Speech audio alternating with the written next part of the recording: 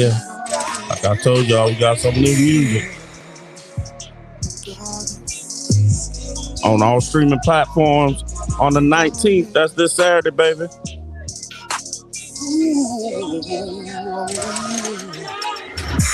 You see me, I see you. So what we gonna do about it? I still deliver. I just wanna be the one you remember. And D-Mine's music, dinner for two, romantic evening to set the mood. What's up? Yeah. That's a little sample. That's a little sample size. Get that new music on all streaming platforms on the 19th. That's this Saturday. Y'all know what I mean? Y'all already know what I'm talking about. Make sure y'all go get that new D-Mine's music on all streaming platforms. Right there, I got to block myself out so I can put it on the screen. Know what I'm talking about? I got to block myself out so I can put it on the screen. I see you too. I see you too. Well, but anyway, hey, y'all go check that out. Cedar Bear says they see me. I see you too. But y'all go check that out. It's gonna be on all streaming platforms on the 19th. Yeah. Hey, Sit in Politic. Y'all make sure y'all check that out. Check them boys out over there at Sit in Politic. They always doing big things. And like I always say, I shout them out because they help me. I go over there. We used to do a podcast together sometime. Definitely. And then, we got Gates Open Warner Media Group. Go check me out on YouTube. Make sure you like, comment, and subscribe. Hey, HPZ, I'm telling you, that is coming out. Bam. Who's the show sponsored by? Bam. On all new music on all streaming platforms. Make sure you get it. So with that being said, give me 1 second. We're going to bring that back up though. But with that being said, what are we talking about today? We're talking about Irving Magic Johnson. It's been said that actually the person who stopped Isaiah Thomas from being on the Dream Team here lately, I'm hearing that is actually Magic Johnson. Now, is that true? Everybody want to blame Mike, but is that true? Is it really Magic Johnson? Now, I'm gonna show y'all where I get it from, so you hear it right out the horse's mouth. So y'all don't call cap, but we're gonna break this video down a little bit. This is John Sally on Vlad TV. So we're gonna check this out right quick, and I'm gonna talk through it too. So here we go. Michael, Isaiah was only upset with Michael, said try to ice him out, not going to give him the ball. None of that is real. Well, now I will say that was said in the first All-Star game that Michael Jordan went to, was that they was going to ice him out. I guess maybe like a Ricky Hazen type thing, whatever the case may be. But you know what I'm saying, they knew, but he was dynamic. But they probably just didn't want him to get the MVP that year. So here we go. There was a beef between Isaiah and Michael. You want to know what the beef was? What was the beef about? It's crazy. Okay, right now, exclusive on Vlad TV. Isaiah goes home and his nephew is wearing a Bulls jersey, Michael Jordan Bulls jersey. Okay. He said, hey, what are you doing? We're in Chicago. This is my team. It's his nephew. He not really understanding that it's the great Isaiah Thomas plays for Detroit. We don't wear that. We wear this. But I'm from. Hey, so y'all heard that. Supposedly, according to John Sally on Vlad TV, according to John Sally, Isaiah Thomas' nephew had Michael Jordan jersey on, and he got a little hot about that. And supposedly, that's what started the feud between Mike and Isaiah. Now, because your nephew got on Mike's jersey because he's from Chicago. Isaiah Thomas from Chicago too, if y'all didn't know. It's also been said that since Mike was a bigger star and taking over Chicago, that Isaiah didn't like it. But let's continue with this little interview. Once again, we got on Vlad TV, I'm just playing a video of John Sally, who used to play for the Pistons back in the day. He was a center for the Pistons who later played for the Bulls. So we're going to see that. What's going on, Christian? I'm down with Christian says Vlad snitches on everyone. I know Vlad and what's his name? Kwame Brown have been going through the ringer here recently when Gilbert Arenas went on there and said something about Kwame Brown. He didn't say nothing too deep. Y'all gotta go see the interview. But he didn't say nothing too bad, but Kwame Brown didn't want his name in his mouth at all. And Kwame says that Gilbert Arenas just should have said, look, I don't want to answer that. You can ask him meaning Kwame Brown. So they got into a little thing because Kwame Brown. So there's probably some truth to that, Christian, that Kwame Brown actually didn't like it, don't want other people to talk about him and let him talk for himself. So and he told Gilbert Arenas, hey, just let them talk for myself. The story is way deeper than that. Y'all have to actually go watch some of the interviews they was on. Go check out Mr.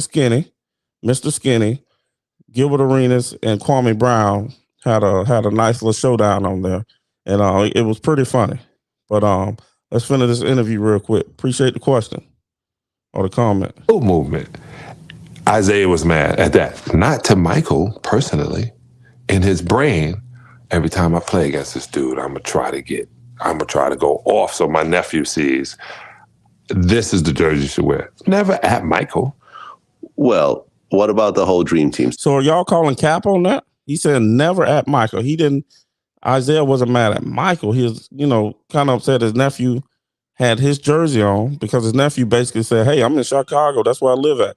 Once again, if you don't know, that's where Michael Jordan is from. So they're saying this is where the feud kind of started with Isaiah anyway, and not necessarily Michael Jordan, because Isaiah Thomas' nephew had Michael Jordan's jersey on, who lived in Chicago also. There we go. Once again, John Sally and Vlad TV interview. That was the craziest thing, because when you hear the story, in Magic's words, Magic says on his document, he was the reason Isaiah didn't get on the squad. Because when you hear the story, let me go back a little bit so y'all this get the is whole the jersey context. you should wear. Never was mad at that, not to Michael personally.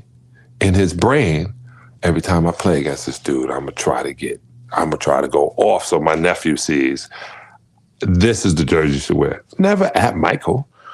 Well, what about the whole dream team situation? That was the craziest thing, because when you hear the story, in Magic's words, Magic says on his document, he was the reason Isaiah didn't get on the squad. Well, because the story. Shots fired! Shots fired! Bang, bang, boogie. He says now, can anybody lie? Yes, he can lie. But he says in Magic Johnson's words. So if he's lying, like, this is a bold-faced lie if he's actually lying. Think about it. He said in Magic Johnson words that Magic Johnson actually didn't want him on the team. That's crazy. And y'all can see the little caption that I put on the screen. So when I first started the picture of them kissing, at half court, and it seemed like they did a few times. So anyway, suppose were they that good of friends? And then then this is after, not the kissing phase. I don't know exactly. I think that was in the 80s, but this was after the Dream Team stuff that Magic came out and said this. So let's continue the interview a little bit more. Once again, this is John Sally on Vlad TV. And this is what Christian had to say about it. Christian said Vlad TV snitches on everyone. There we go. That was circulating was that Jordan said that he wouldn't play on the dream team if Isaiah Thomas was on that team. That's not true. No, he loved playing. He loved Isaiah. Really? Still does. So all that's just a myth. He loved Isaiah. He loved everything about us in Detroit. Right. He was on fire. Now this is my homie. My first TV show, the John Sally Show. Michael comes. I go. So right now in the interview, I don't care how good of friends we are. Don't be snitching on me. I don't care how good. So in this part of the interview, we're gonna actually hear from John Sally where he talks about anyway, y'all just hear it. Just pay attention. Just hear this. Pick him up from the hotel in 1988 and bring him back to my fight. Now this is my homie. My first TV show, the John Sally Show. Michael comes, I go pick him up from the hotel in 1988 and bring him back to my set to shoot it, get him some food and bring him back to the hotel. I would trade my tickets with Scotty and Horace because they had people in Detroit, and then they would give me 2 tickets when I went to Chicago. Like outside, it's right now, LeBron and them, you see it. We had the same things. People you were cool with. Dow Walker was always my. Hey. Shots fired! Shots fired! Shots fired! Bang, bang, boogie. Yeah. So y'all hear there that everybody talk about who was friends and who wasn't friends back in the day. We ain't going none of that out here. We ain't doing nothing. We ain't doing none of that out here. Oh, boy, you crazy. But we see nowadays when they talk about these players, they so soft. Matter of fact, Antoine Walker was on, I think it was not Antoine Walker. God, I can't think of his name, but he was on the show talking about how everybody wasn't friends, this, that, and the other. That was cap, because I've heard numerous stories of George Barkley and Jordan were good friends. Jordan was friends with these guys off the court, and they were friends with each other off the court. So that's not nothing new. But they just calling cap, you know what I mean? Because they're saying just because they see LeBron or they see KD and these guys are boys off the court, they're saying back in the day they didn't do that. John Sally calling cap on that. And I believe John Sally because there's no way these guys because think about it, being an NBA player like that, you can't just hang with anybody. You know what I mean? You might have your group of friends, but you got to be friends with some people in the league. You know what I mean? You may not do certain things with certain people, but you gotta have some friendships in the league. And that's what John Sally's saying right here is basically LeBron them, they're doing it now. All the good players, all the big name players, they're one, you got social media, and 2, they're doing it in front of our face. You know what I'm saying? Now, when they say players teaming up and stuff like that, the way they're doing now, no, they didn't do that, but they were friends off the court. So y'all got to get that straight. Y'all got to think about it whenever you hear that anybody, talking about that old school stuff. Oh, them boys ain't do that back in the 80s and 90s. They'll lie. They lie. These boys did. It can't be the T.O. of basketball. Boy. T.O. was misunderstood, I think, because T.O. never got in trouble on the field, which I'm kind of getting off topic, but T.O. never got in trouble on the field. Everything he did basically was in the locker room, or I'm sorry, he never did anything off the field. Anything he did was either on the field or in the locker room or something like that, but he never got DUIs. He never got in trouble, domestic violence, all those things. So I think T.O. was misunderstood. Team obliterator. Yeah, I give you that. I give you that. Definitely. But let me finish the rest of this interview. This is Vlad TV and John Sally talking about Magic Johnson was actually the person who did not want Isaiah Thomas on the team. Now think about it. John Sally's coach, what was his name? Chuck Daly, back then, was the coach of the Dream Team. Also, so he was the coach of the Dream Team, and his own superstar point guard was not on the Dream Team. Come on now, make it make sense. So I believe that is true. I believe that is true. Hold up. Ron Harper, when I go to Cleveland, I go to Ron's house, and he takes me back so I can get on the bus, and then tries to kill me the night that we're playing. So I'm going to give y'all another backstory. You know what I'm saying? One thing I always hear, I've never heard this. You know what I'm saying? I'm about to give y'all some ammo. Y'all LeBron lovers, I'm going to give y'all some ammo. On that second three-peat, Jordan also had Ron Harper on the team. Ron Harper was a starting 2 guard in Cleveland. So I'm hurting my own argument right now. You know what I'm saying? Y'all got to think about it. They had Kukoc came when Jordan was retired. But they had Kukoc, obviously Pippen, they had Rodman and Ron Harper. That's the missing horse that nobody talks about because Ron Harper was a starter, 22 point a game starter in this league. So y'all argument actually should include Ron Harper. You know what I'm saying? I'm helping y'all out. I mean, but I annihilate it every day anyway, so it doesn't matter.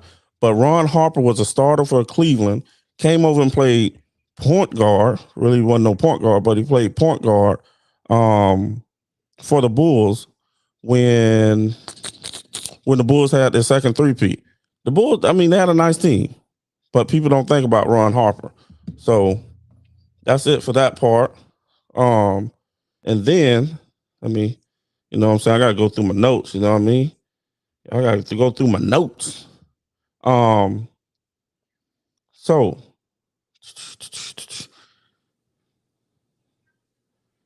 the next question is, who actually liked Isaiah Thomas back then? Outside of his teammates, who actually liked him?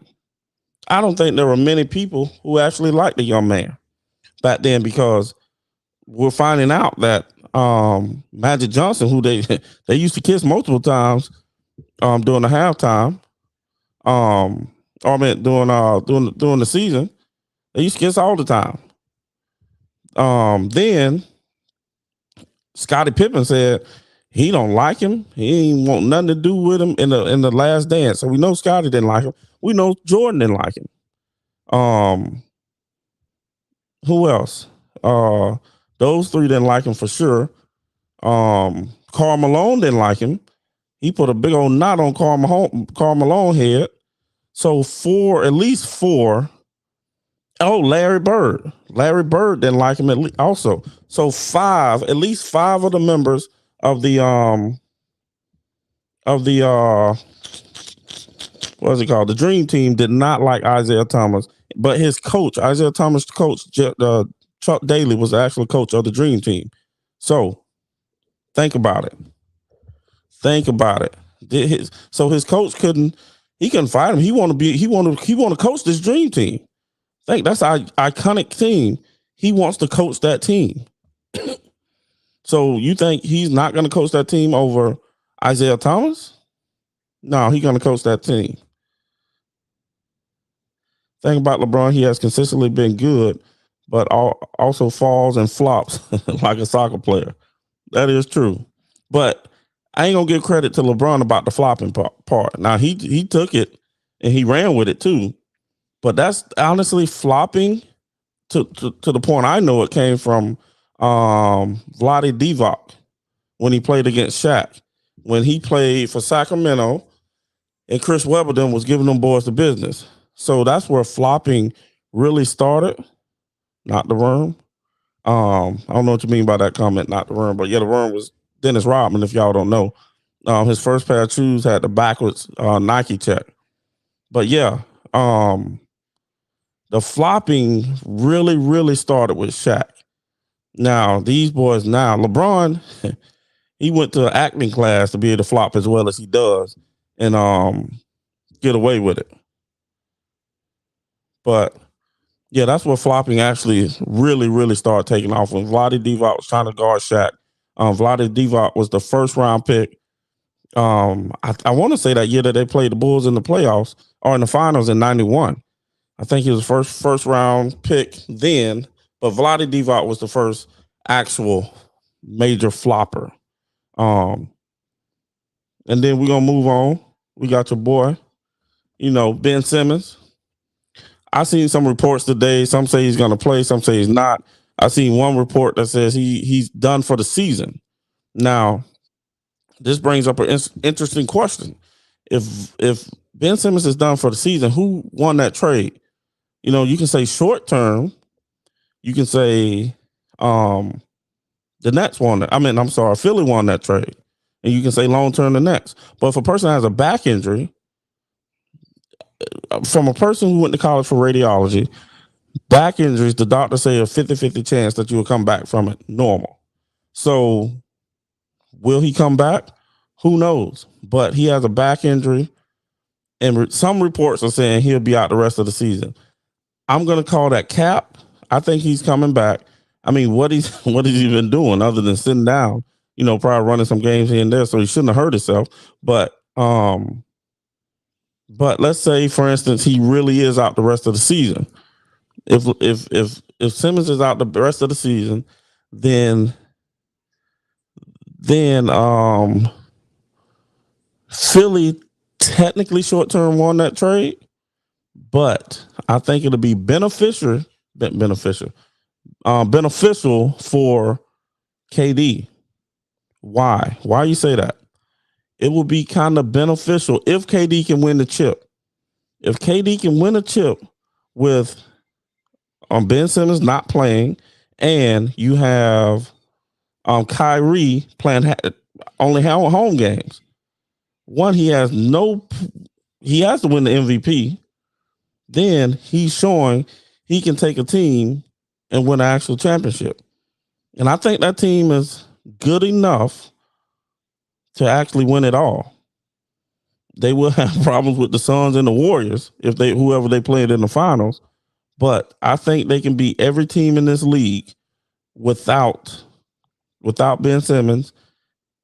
It's going to be tough with have playing Kyrie, but I think they can win it all. They can win it all if them boys and then KD will get so much more respect, which I already respect him.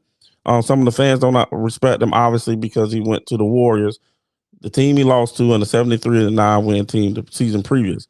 But I think if Ben doesn't come back, this will kind of roll out perfectly for KD, and then KD can then all them boys come back next year fully loaded. He can chill out. At that point, KD can chill out, but he still need to get at least one more ring to catch Braun. He gonna need 4. He gonna need 4, and maybe even 5. So, with that being said, I think it'll be beneficial. Man, I keep saying that beneficial if Ben Simmons don't come back and KD can win the championship. That'll help his legacy so much, because there's a lot of people out here just mad that he went to the Warriors, and basically they're mad because it stopped LeBron from getting 2. You know what I mean? Well, how does that? And yeah, I think. Put my light back on, man. What's going on? Okay. Let me come back here. Where we at? Bam. Hey, but yes, I think at the end of the day, that is going to be great if KD can get that chip and Ben Simmons don't play. I think Ben Simmons is going to play, so I'm gonna call cap on that. But then Kyrie playing half the games. Kyrie playing half the games. Ben Simmons not playing at all. KD win the chip with that team, with all these super teams out here, so to speak.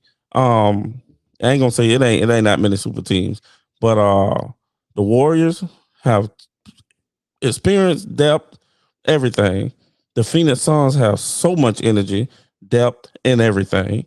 Those two teams aren't lacking for anything. Well, I will say Warriors do need a big man. They need to get James Wiseman back. Other than that, they're not hurting for anything. Suns aren't hurting for anything.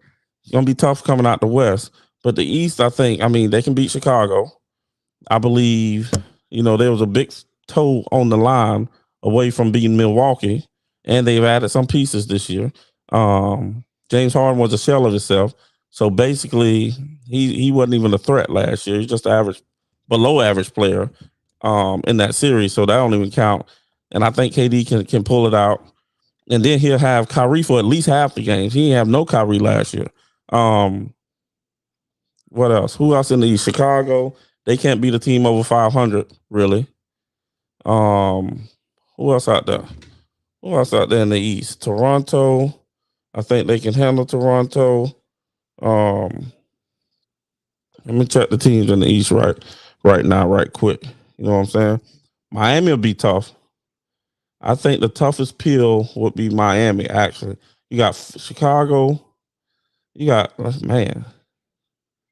Boston, Brooklyn right now is in the playing game, sitting at eighth. You got Toronto, man, they 2 games behind Toronto. Cleveland, they 3 games behind Cleveland. Boston, Chicago. I think they can beat Toronto, Cleveland, and Boston. I don't think that'll be a problem. I don't think Chicago will be a problem. When you get to Philly, Milwaukee, and Miami, I think Miami would be the toughest out, actually.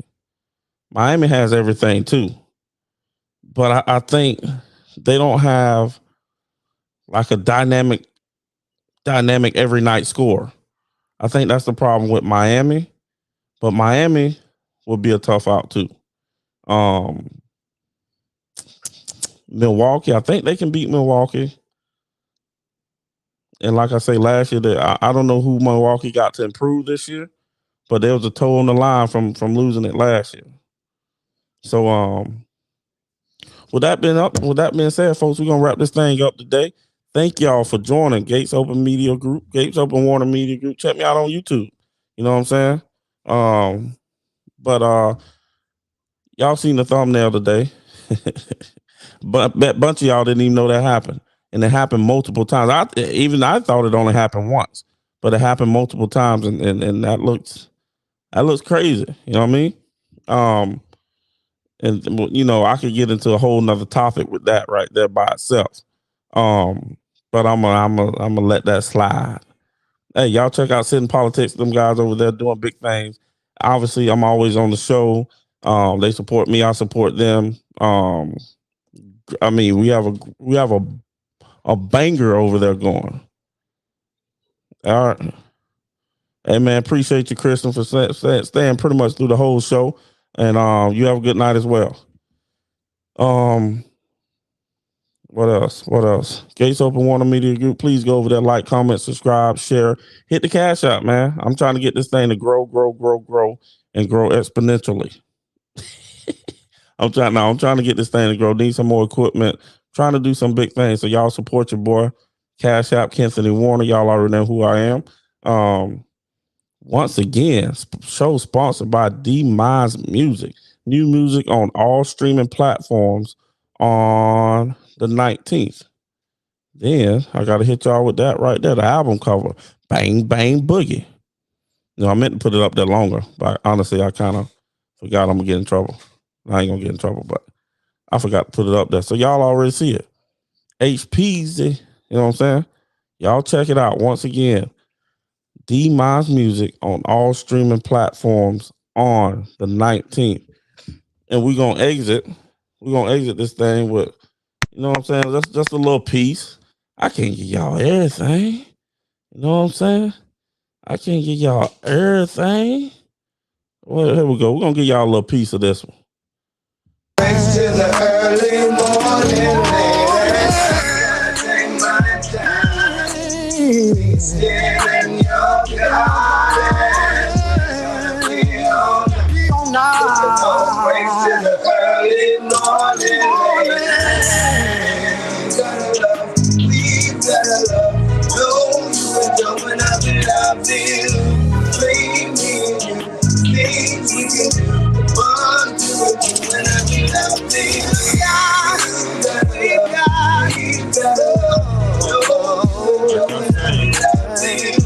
They don't make it like that no more.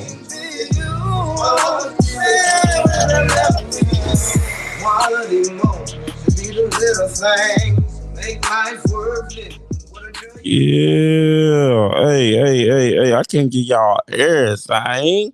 Y'all go over there and check that thing out on the 19th, coming out on all streaming platforms, D-Minds Music. You know what I'm saying? So with that being said, I'm out. Love y'all. Holla at your tomato.